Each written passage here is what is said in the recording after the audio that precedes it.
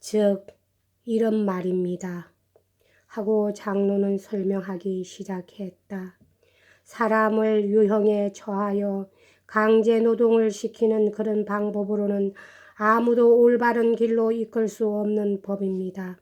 얼마 전에는 거기다가 태형까지 가했습니다만 아무튼 이런 방법으로는 범죄자에게 공포심을 주지도 못할 뿐더러 범죄자의 수를 줄이기는커녕 더욱 늘리는 결과밖에 되지 않습니다. 이건 무엇보다도 중요한 사실인데 아마 당신도 이 점에는 동의하지 않을 수 없겠지요.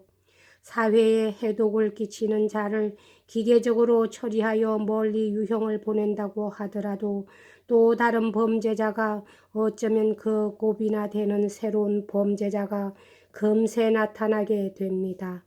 그러므로 이런 방법으로는 사회를 전혀 보호할 수 없다는 결론이 나오지요.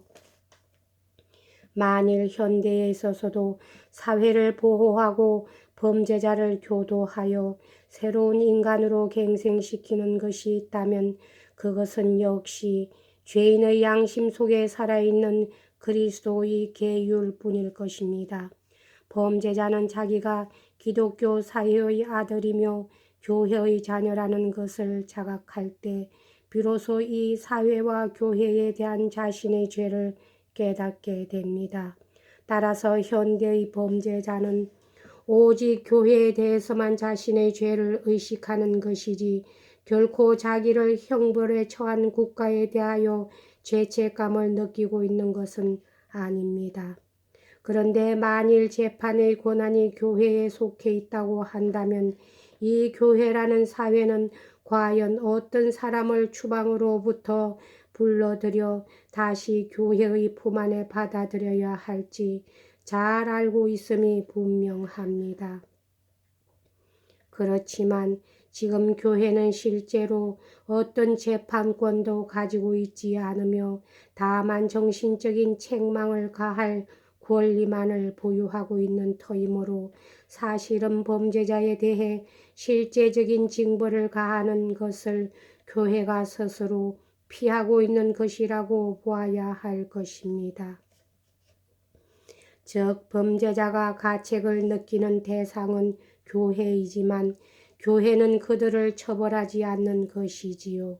다시 말해서 범죄자를 교회에서 추방해 버리는 것이 아니라 그들이 죄를 범하지 못하도록 감시를 하고 있다는 뜻입니다.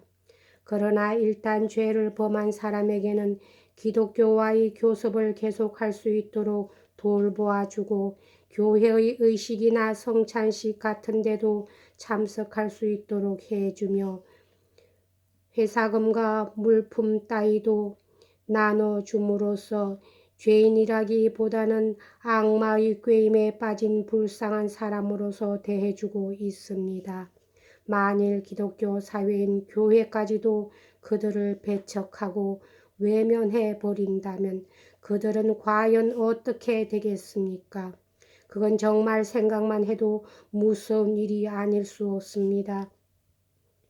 만약 우리 교회가 국법에 의해 죄인이 벌을 받을 때마다 그에게 즉각 파문을 선고한다면 그는 대체 어떻게 되겠습니까? 적어도 우리 러시아의 죄인에게는 아마 그보다 더 큰 절망은 없을 것입니다. 우리 러시아의 죄인들은 아직까지도 신앙을 간직하고 있으니까 말입니다. 그런데도 교회가 그들을 파문해 버린다면 그때 정말 무슨 일이 생길지 아무도 장담할 수 없습니다.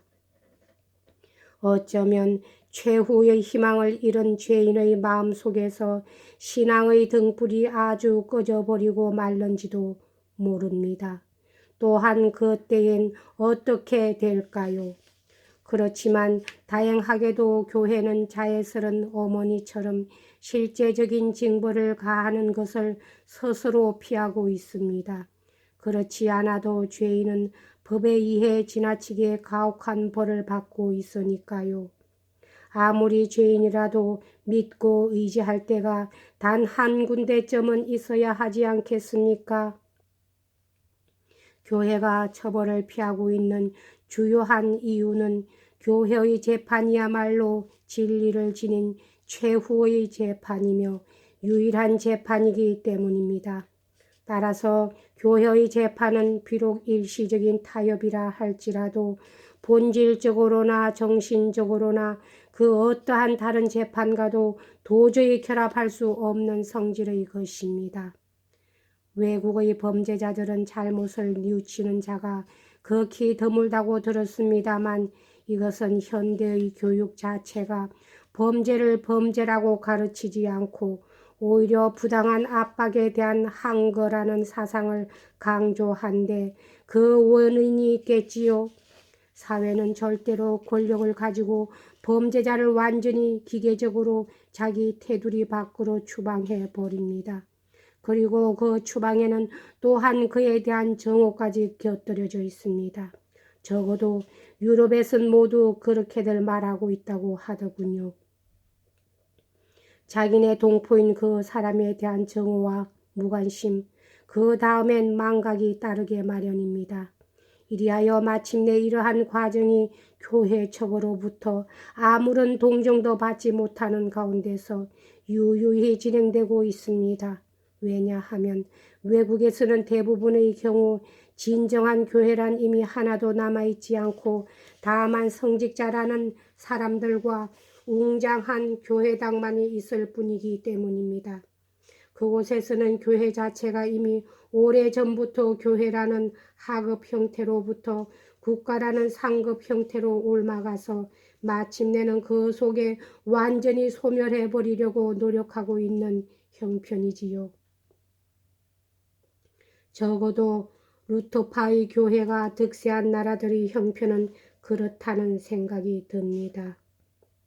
로마는 당초부터 1000여 년 이상이나 교회보다 국가를 더 높이 내세웠기 때문에 범죄자들도 자기가 교회의 아들이란 의식이 없었으며 따라서 추방을 받게 되면 이내 절망의 구렁텅이 속에 빠져들고 맙니다.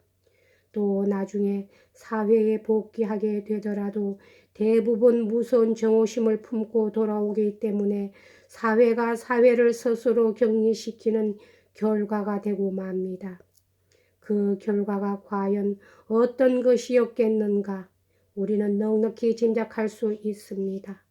사람들은 대부분의 경우 우리나라도 이와 마찬가지라고 생각할지도 모르지만 실로 문제는 여기에 있는 것입니다. 우리 러시아에는 국가가 세운 법정보다도 더 높은 곳에 교회가 있고 그 교회는 범죄자를 소중한 자식으로 생각하여 어떤 경우에도 그들과의 교섭을 끊지 않고 있습니다. 그뿐만 아니라 아직은 단순한 공상에 불과하여 아무런 실행도 하지 못하고 있지만 비록 공상 속에서나마 미래의 이상적인 형태인 교회 재판이라는 관념이 훌륭히 보존되고 있는 것입니다. 더구나 이 교회 재판이 범죄자들 자신에 의해 본능적으로 인정되고 있다는 사실은 추호도 의심할 여지가 없습니다. 지금 여러분이 하신 말씀은 모두 옳은 것입니다. 만일 교회 재판이란 것이 정말로 실현되어 완전한 능력을 발휘할 수 있을 때가 된다면 즉 사회 전체가 교회에 기속하게 된다면 교회 재판이 범죄자를 회개시킴에 있어 과거와는 비교도 되지 않을 만큼 커다란 영향을 주게 될 뿐 아니라 범죄 자체도 놀랄 만큼 감소시킬 수 있을 것입니다. 또한 앞으로는 교회 측에서도 범죄자나 범죄에 관해 지금과는 전혀 다른 관념이 갖게 될 것이 틀림없습니다. 추방된 자는 다시 불러들이고 나쁜 마음을 먹는 자에게는 미리 경고를 주며 또한 타락한 자는 다시 갱생의 길을 걷도록 인도해 줄 것입니다. 그렇지만 실제로는 하고 장로는 미소를 띄었다.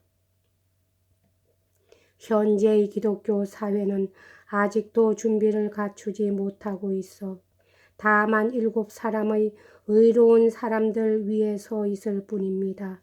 그러나 아주 쇠퇴해버린 것은 아니므로 현재 이교적인 집단이랄 수도 있는 상태로부터 전 세계에 군림하는 유일한 교회로 완전히 변모할 것이라는 확고한 신념을 지닌 채 정진을 계속하고 있는 것입니다. 이것은 반드시 실현되도록 정해진 것이니까 비록 수억 년이 지난 후에라도 반드시 이루어지고야 말 것입니다. 오, 그렇게 이루어지이다. 아멘. 하지만 그것이 실현되는 시간이나 기한 때문에 마음의 동요를 느낄 필요는 조금도 없습니다. 시간이나 기한의 비밀은 하느님의 예지와 선견과 사랑 속에 있는 것이니까요. 또한 인간의 생각으로 볼 때는 아득히 먼 훗날의 일로 생각될지도 모르지만 하느님의 정하신 바로는 이미 그 실현의 문턱에까지 와 있는지도 모릅니다. 오, 그렇게 이루어지이다. 아멘, 아멘. 아멘, 아멘 하고 바이시 신부가 엄숙하고도 경건한 어조로 따라서 외쳤다. 여기까지 하겠습니다.